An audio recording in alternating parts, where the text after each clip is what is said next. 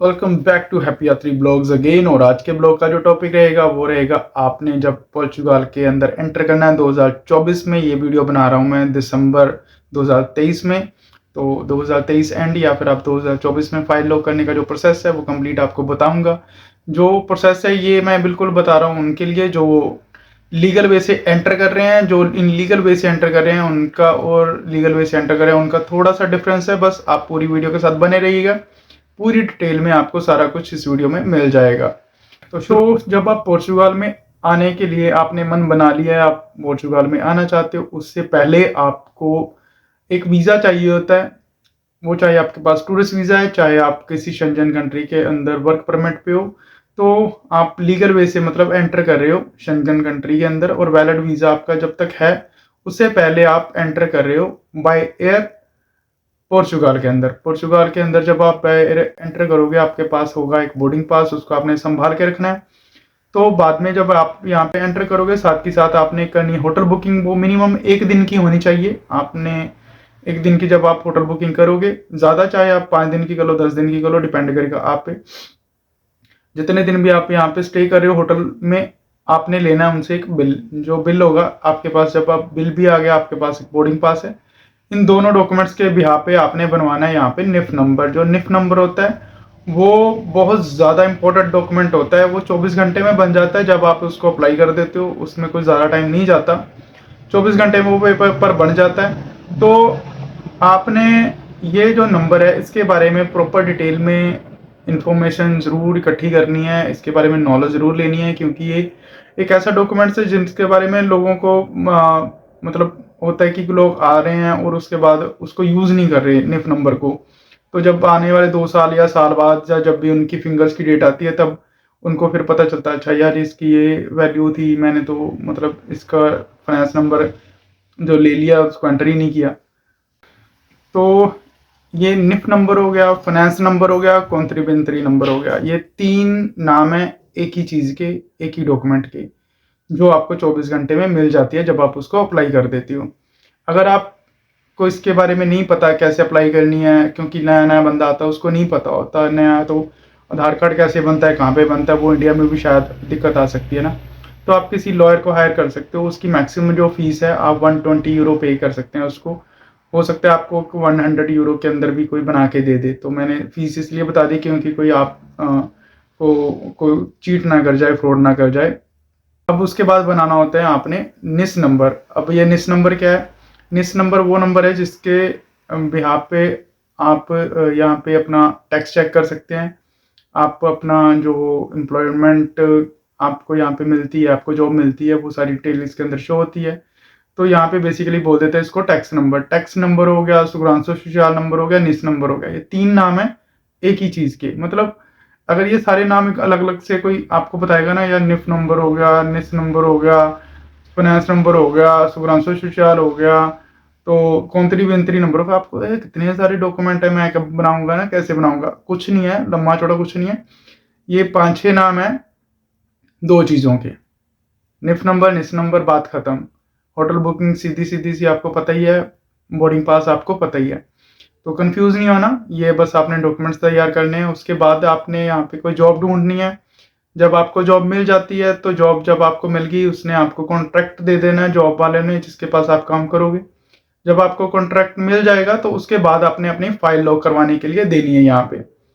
File lock करवाने के लिए जब आप यहाँ पे दोगे तो आपकी फाइल जब भी लॉक होगी, जिस महीने में या जिस डेट को लॉक होगी उस डेट से आपका टाइम स्टार्ट होगा फिंगर्स का। जब यहाँ पे बोल देते हैं कि यार फिंगर की मेल मेरी इस महीने में है, फिंगर की मेल मेरी इस महीने, वो उस मंथ से शुरू होगा।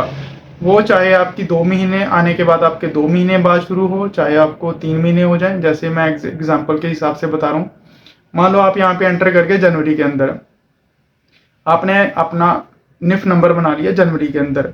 अब निस नंबर आपने बनवाया जाके फरवरी के अंदर। ये ज़रूरी नहीं होता कि सेम टाइम पे सारा कुछ बन जाए, है ना, मतलब थोड़ा शायद, क्योंकि डॉक्यूमेंट्स बनने के में टाइम भी कभी कभी चले जाता है। तो वो बन गया आपका फरवरी के अंदर। अब आप जॉब ढूंढ रहे हो, आपको जॉब मिल ही नहीं रही, क्योंकि पोर्चुगाल के अंदर तो है ही दिक्कत है ना, जॉब की तो कमी है। आपको जॉब मिली जाके मार्च के अंदर। अब जॉब जो मिली उसने आपको कॉन्ट्रैक्ट नहीं दिया, वो बोल रहा है कि अब मैं पहले आपका ट्रायल बेस पे रखूंगा, पहले 1 महीना 2 महीना आपको चेक करूंगा, तो उसके बाद आपको कॉन्ट्रैक्ट दूंगा। अब उसने आपको कॉन्ट्रैक्ट दिया जाके अप्रैल के अंदर, अप्रैल के अंदर कॉन्ट्रैक्ट दिया, आपने कॉन्ट्रैक्ट लिया और बाद में आपने अपने फाइल लॉक करवाई। फाइल लॉक हुई आपकी अप्रैल में या एंड में, या फिर जो भी डेट हो, मान लो भी 25 अप्रैल को जाके आपकी फाइल लॉक हो गई। जब आपकी फाइल लॉक हुई 25 अप्रैल को, तब शुरू होगा आपका असली जो पर्पस पोर्चुगाल के अंदर आने का है वो। तो जब भी दोबारा से आपके जो साथ में जो रहते होंगे या आप जिनको जान पहचान होगी आपकी, उनकी मेल्स आएंगी, वो बोलेंगे हाँ यार मेरी फरवरी की मेल्स आ गई हैं, मेरी जनवरी की मेल्स आ गई हैं, अब मार्च की अप्रैल मेल्स चल रही हैं। तो फिर आप वेट करोगे अपनी अप्रैल 24 की या 25 की जो भी है, कि जब वो मेल आएगी तब आपकी टर्न आएगी। तो मतलब ये सिस्टम है, ऐसा नहीं है कि आपने पहले दिन एंटर कर लिया, सब अपनी लीगल एंट्री हो गई तो आपका डेट स्टार्ट हो गया, ऐसा कुछ नहीं है। सब फाइल जब लॉक होगी, जिसको अब आईमा में कन्वर्ट कर दिया गया, तो अब आईमा फाइल लॉक करवाना भी कह सकते हैं, तब की डेट तब से शुरू होगी। तो पहले जो 2 महीने 3 महीने वो आपके वेस्ट चले जाएंगे। तो ये सीधा सीधा एक छोटा सा मैंने एग्जांपल देके समझाने की कोशिश की है। तो अब जो निफ नंबर है उसको मतलब किस हिसाब से यूज़ करना है, पूरी आप वीडियो जो है किसी की भी देखो, उसके बारे में एटलीस्ट कुछ नॉलेज गेन करके ज़रूर यहाँ पे आना। क्योंकि जो कुछ लोग यहाँ पे आते हैं कहीं और कंट्री में चले जाते हैं, फाइल लॉक होगी, ये हो गया वो हो गया ना, पता उनको कुछ होता नहीं है। तो बाद में जब आने वाले साल 2 साल बाद उनके फिंगर आते हैं, तो फिर वो फिंगर वाले उनको बताते हैं कि यार ये तुम्हारा भी निफ नंबर यहाँ पे तुमने कभी एंट्री नहीं किया 2 साल के अंदर, शॉपिंग की है। क्योंकि ये निफ नंबर तक जब शॉपिंग होती है वहाँ पे हमने इसको एंटर कराना होता है, अपना मेट्रो कार्ड बनता है वहाँ पे इसको एंटर करना होता है। कहीं भी आपने शॉपिंग की, कुछ भी किया, आपका निफ नंबर वहाँ पे डलेगा। उस अगर आप नहीं डाल रहे उसमें कोई दिक्कत नहीं है, बस ये है कि अगर आप उसको डाल रहे हो तो आपकी यहाँ पे प्रेजेंस है, आप यहाँ पे पोर्चुगाल में हो, उसका थोड़ा मतलब जो पर्पज़ ये है कि आपकी यहाँ पे अवेलेबिलिटी शो हो जाती है कि हाँ कि आप पोर्चुगाल के अंदर हो। तो और उसका कुछ खास मतलब नहीं है। तो बाकी धीरे धीरे जो उनके मतलब है समझ में आ जाएंगे। तो उसके बाद आपका पहला टैक्स जाना शुरू होता है। तो पहला टैक्स जब चले जाता है, आपने टोटल 6 टैक्स पूरे करने होते हैं। जब आपके 6 टैक्स फुल टैक्स मतलब होता है कि एक अगर आप शॉप के अंदर काम कर रहे हो या कहीं पे भी काम कर रहे हो, तो आपका उसका जो एक होता है कि कम से कम 22 दिन का टैक्स जाना होता है। तो 22 दिन के टैक्स को फुल टैक्स माना जाता है। तो आपने जब 6 फुल टैक्स पे कर दिए, तो उसके बाद आपने एक वकील जो होता है, यहाँ पे एडवोकेट्स हैं, वहाँ पे आपको काफ़ी मतलब ऐसे एडवाइज़र मिल जाएंगे। तो उनको आपने हायर करना है। उनकी जो अपनी अपनी फीस होती है, वो आपकी जो एक फाइल होती है उसको प्रॉपर सिस्टम के अकॉर्डिंगली उनको दिखाते हैं, अपने जो कोर्ट में पेश करते हैं। तो वो बताते हैं कि इनका ये इन्होंने एक लीगल एंट्री किया हुआ है, तो इनको जो है फिंगर का डेट जो है वो आप टाइमली दे दें। तो इसमें मिनिमम जो टाइम होता है वो होता है 1 महीना। 1 महीने से लेकर 3 महीने के अंदर अंदर, मैक्सिमम 3 महीने होते हैं, उन्होंने आपका जो केस होता है वो सारा स्टडी करना है होता है। और आपका जो भी अप्रूवल देनी है या नहीं देनी, वो सारा जो वहाँ पे आप कोर्ट के अंदर ही जाएगी फाइल, वहीं से सारा ये डिसाइड होगा। पर जो बंदा बिल्कुल लीगल सिस्टम से आया है, उसने यहीं पे अपना काम किया है, सारा कुछ यहीं पे उनका सिस्टम बिल्कुल सही है, मतलब कोई 2 नंबर का काम नहीं है अभी यहाँ पे पेपर लॉक कर लिया और काम किसी और कंट्री के अंदर कर लिया। वो अगर यहाँ पे बंदा 1 नंबर में सारा कुछ है तो उनको कोई दिक्कत नहीं आती, उनको पेपर बड़े इजी मिल जाते हैं। तो 6 महीने के बाद मतलब आपने एक एडवोकेट हायर किया, उसने आपकी जो फाइल को है वो सबमिट किया कोर्ट के अंदर, तो 3 महीने के अंदर अंदर आपको वो फिंगर्स की डेट उठा के दे देते हैं कि ये आपका फिंगर का टाइम आ गया, आपने ये डेट को फिंगर देने। फिंगर के बाद आपका कार्ड आना होता है। टोटल जो प्रोसेस फिर भी 1 साल, अब मान के चलो 1 साल के अंदर अंदर आपको पेपर मिल जाते हैं। ये तो था बिल्कुल जो लीगल बंदे एंटर कर रहे हैं पोर्चुगाल के अंदर, जो अभी का सिनेरियो है। जो बंदा वर्क परमिट पे डायरेक्ट पोर्चुगाल आ रहा है, तो उनको तो 3-3 4-4 महीने के अंदर अंदर भी टीआरसी कार्ड मिले हैं। यहाँ पे मेरे साथ में यहाँ पे कुछ लोग हैं जिनको मैं जानता हूँ, मेरे साथ रहते भी थे, अभी वो चले गए किसी और कंट्रीज़ के अंदर टीआरसी कार्ड लेने के बाद। तो ये उनको कार्ड मिले हैं, मतलब मैंने ये फिजिकली कार्ड देखे हैं। तो जो ये चीज़ें प्रैक्टिकली करने के बाद ही मैं आपके साथ शेयर कर रहा हूँ, कोई ऐसी वर्बली बात सुनी हुई और कह दी, ऐसा कुछ नहीं है।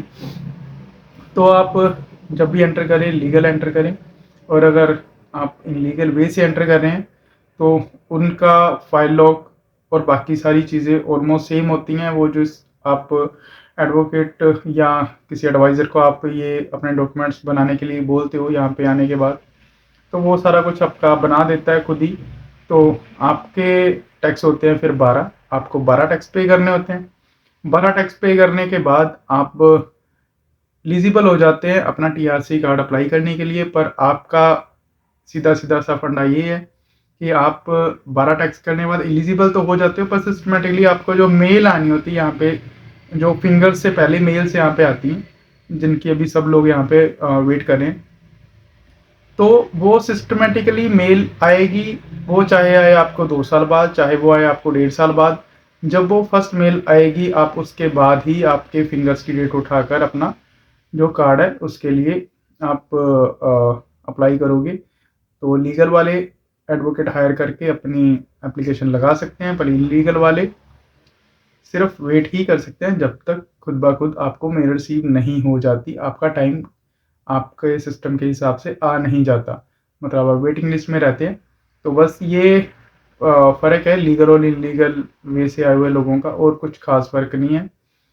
जब आपकी फिंगर का टाइम आ जाता है तो उससे पहले आपने बनाना होता है एक जुनता।